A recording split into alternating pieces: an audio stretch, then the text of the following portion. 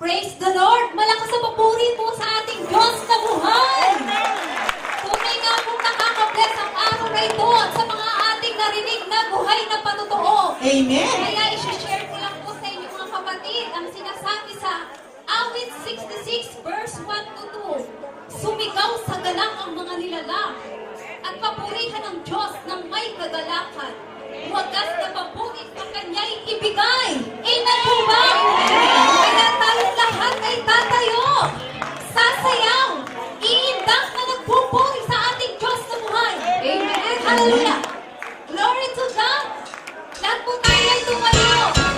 Tayo nagpupuri. At napakasarap magpuri. Sa piling ng ating amang Yahweh at Shaddai. Hallelujah. Ako'y nagkakalap.